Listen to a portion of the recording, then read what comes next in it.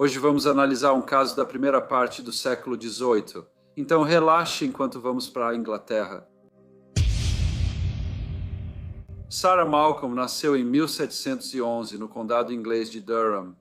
Os pais dela formavam um casal respeitável e a família vivia em uma casa agradável, sendo vista com frequência em lugares frequentados pelos membros mais abastados da sociedade local. Embora a educação não fosse obrigatória, Sarah foi enviada à escola, onde aprendeu a ler, escrever e as boas maneiras sociais adequadas para uma jovem dama no início do século XVIII.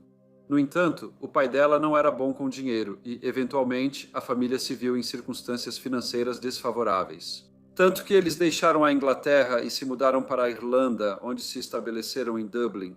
Quando Sarah tinha 20 anos, a família mudou-se para Londres e ela foi trabalhar como empregada doméstica. Ela era dedicada no trabalho e cumpria bem suas funções, mas Londres era muito diferente da vida que tinham em Durham e Dublin. Londres era uma cidade suja, barulhenta e superlotada, com uma população de cerca de 650 mil pessoas, a maioria vivendo em condições muito precárias e muitas famílias morando em apenas um cômodo. A mortalidade infantil também era alta. De cada 1.000 bebês nascidos em Londres, quase metade morria antes de completar 2 anos de idade, principalmente devido à desnutrição, água potável contaminada e falta de higiene. Não eram apenas os jovens que eram suscetíveis a essas condições. Poucos meses após chegar a Londres, a mãe de Sarah morreu.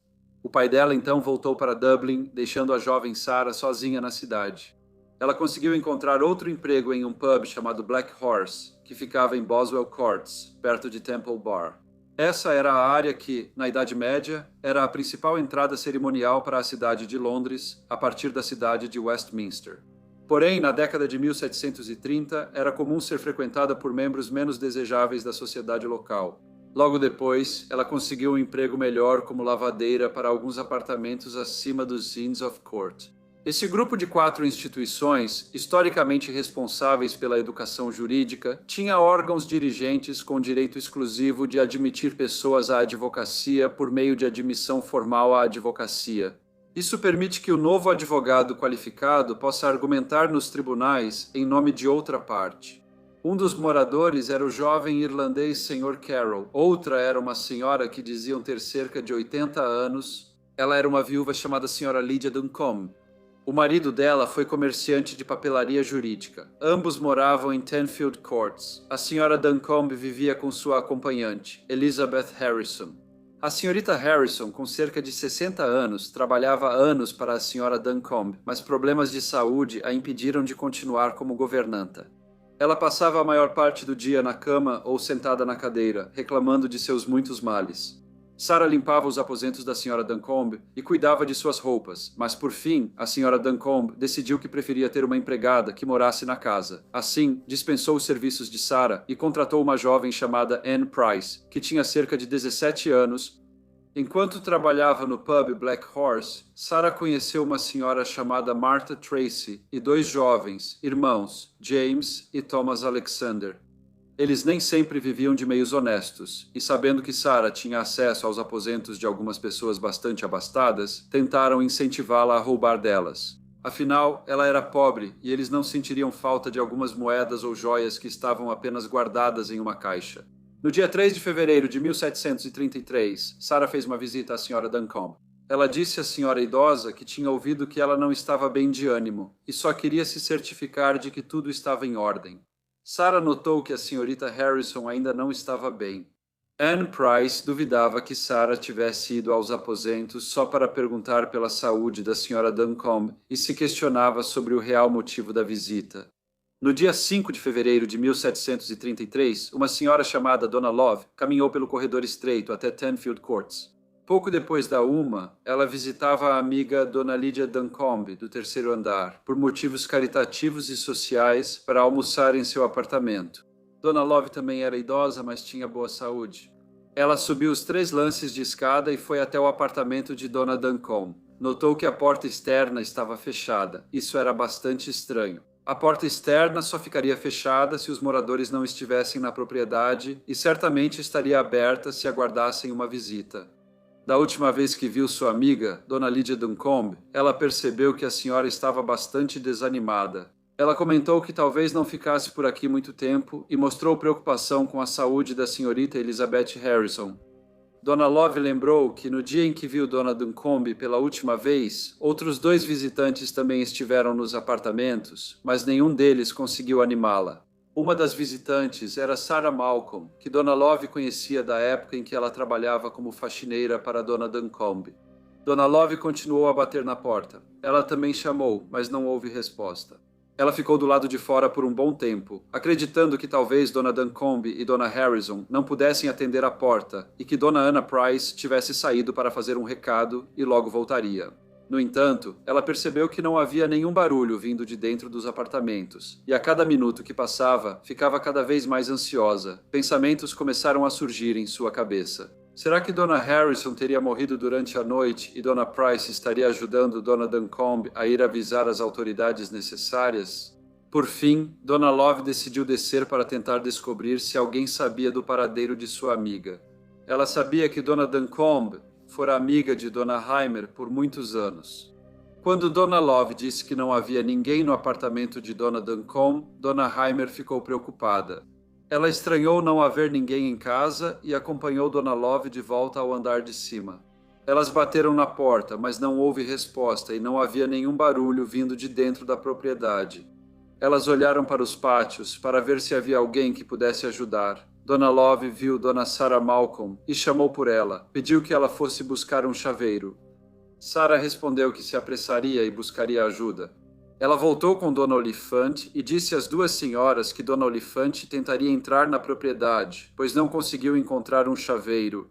A essa altura, tanto Dona Love quanto Dona Heimer estavam ficando cada vez mais preocupadas, e Dona Love, em pânico, disse chorando: "Acho mesmo que todos estão mortos e o chaveiro não veio."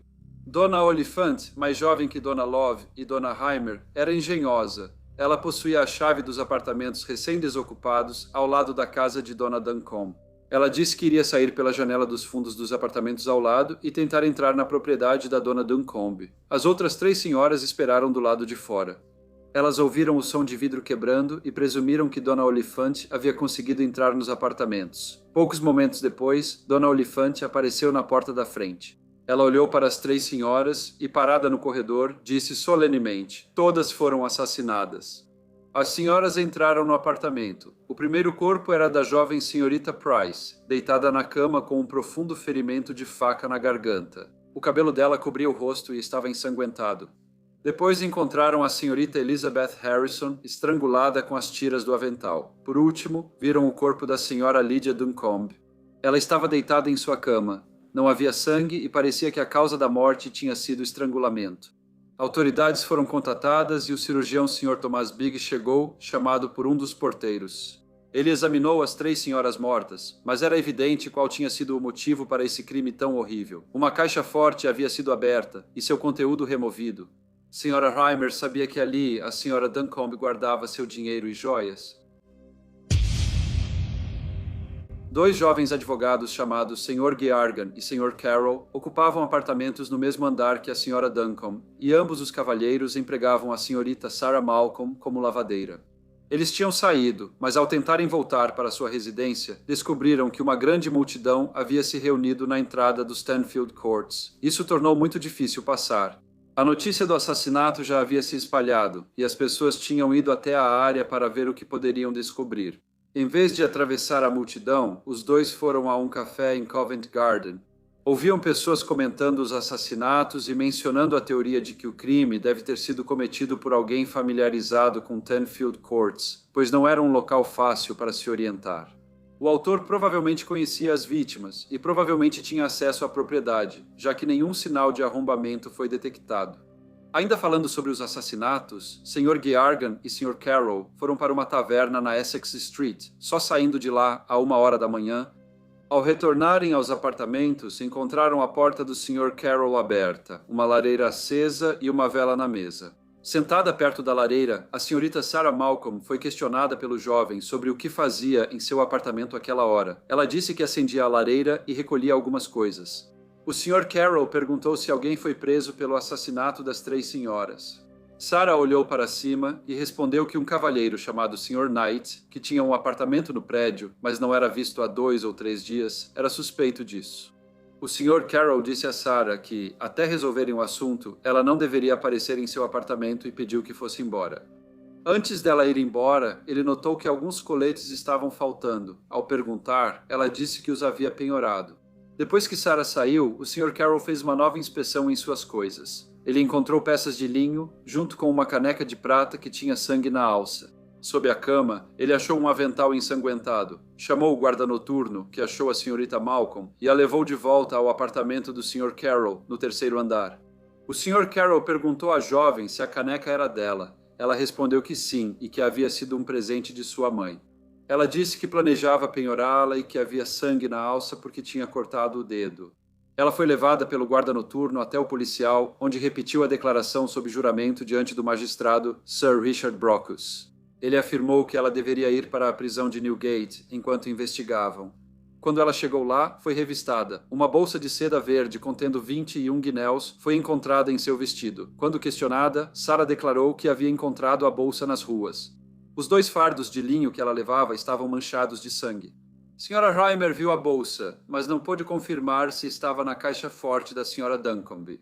A caneca tinha as iniciais CD e a Sra. Reimer confirmou que era da Sra. Duncombe. O linho remendado foi identificado como da senhora idosa. O carcereiro responsável por Sarah Malcolm se chamava Sr. Roger Johnson. Ele foi a pessoa que a revistou. Sarah lhe ofereceu os 21 guinéus se ele não mencionasse o dinheiro aos magistrados. No entanto, o Sr. Johnson era um cavalheiro honesto e rejeitou a tentativa dela de suborná-lo. Ela lhe disse que não havia assassinado as 3 senhoras. Ela disse que só organizou o roubo e ficou do lado de fora, vigiando nas escadas, enquanto Martha Tracy e os irmãos Alexander entraram no apartamento. Ela afirmou não saber que eles planejavam cometer os assassinatos. No entanto, no inquérito do legista, foi decidido que Sarah Malcolm era responsável pelas mortes de Lydia Duncombe, Elizabeth Harrison e Anne Price, e ela foi encaminhada a julgamento. O julgamento começou no Old Bailey em 23 de fevereiro de 1733, e como a maioria dos julgamentos da época, foi um acontecimento sensacional. Algumas pessoas conseguiram entrar na sala do tribunal, mas o restante teve que esperar pacientemente nas ruas do lado de fora, enquanto as notícias do andamento do julgamento eram transmitidas para elas de dentro do tribunal. Embora tivessem ocorrido 3 assassinatos e um roubo, todos com pena de morte, decidiu-se que, para economizar tempo, a senhorita Malcolm seria julgada apenas pela acusação do assassinato da senhorita Anne Price.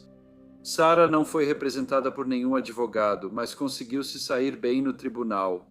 Muitas empregadas domésticas do início do século XVIII eram analfabetas, mas a boa educação de Sarah permitiu uma defesa bem preparada. Ela reiterou que apenas ajudou a planejar o roubo e reconheceu que a punição para esse crime seria a morte, mas negou ter cometido assassinato e afirmou que não sabia que as 3 senhoras estavam mortas até que Dona Oliphant entrou no apartamento e descobriu os corpos. Ela afirmou que o sangue em suas roupas íntimas era menstrual, não do ataque contra Anne Price. Isso gerou alvoroço nos tribunais, pois não era adequado falar tão abertamente sobre esses assuntos, especialmente diante de senhoras. As testemunhas de acusação incluíam tanto o Sr. Gergan quanto o Sr. Carroll, além dos 2 vigias e da Sra. Reimer. O julgamento levou 5 horas, e as evidências contra a senhorita Malcolm eram bastante conclusivas. O sangue no cabo da caneca, nas roupas dela e nos lençóis de linho. Além disso, ela visitou o apartamento da Sra. Duncombe, dizendo-se preocupada com a saúde da idosa. Na verdade, ela provavelmente só foi lá para ver se a Sra. Duncombe guardava dinheiro e joias juntos. O júri levou apenas 15 minutos para considerar a ré, senhorita Sarah Malcolm, culpada, e o juiz a sentenciou à morte. Ela foi levada à prisão de Newgate, onde aguardou seu destino. Lá recebeu a visita do artista William Hogarth, que pintou seu retrato. Isso foi então publicado em várias publicações e a infâmia do crime e da senhorita Sarah Malcolm aumentou. A data da execução foi quarta-feira, 7 de março. A forca portátil foi erguida na praça, em frente aos Mitre Courts, perto de Fetter Lane, na Fleet Street. Era costume na época que as autoridades realizassem o enforcamento o mais próximo possível do local onde o crime havia sido cometido. Sarah foi levada da prisão de Newgate a Fleet Street em uma carroça, escoltada por soldados e pelo subxerife. Ela estava muito preocupada por ser enforcada tão perto do lugar onde morava, o que significava que amigos e vizinhos testemunhariam. Ela ficou muito emocionada durante a curta viagem, chorando e, segundo dizem, chegou a desmaiar. No cadafalso fizeram orações por ela. Ela então se virou e encarou a multidão grande e barulhenta. Ela gritou que seu empregador, Sr. Carroll, não sabia nada sobre suas intenções de roubo e dos terríveis atos que se seguiram. Ela então disse que havia entregado ao reverendo Pennington uma carta na qual relatava tudo o que tinha a dizer sobre o crime. Ela então repetiu que apenas atuou como vigia e não cometeu esse ato tão brutal. A carroça em que ela estava então avançou e Sarah Malcolm foi enforcada. Ela foi enterrada 3 dias depois no cemitério da igreja de São Sepulcro. As autoridades não tinham provas contra Martha Tracy e os irmãos Alexander, e acusações nunca foram feitas contra eles em relação às mortes da senhora Lydia Duncombe, da senhorita Elizabeth Harrison e da senhorita Anne Price. Olá a todos e muito obrigado por ouvirem. Como de costume, por favor deixem qualquer comentário ou feedback que vocês tenham e espero ver todos vocês novamente no próximo Briefcase.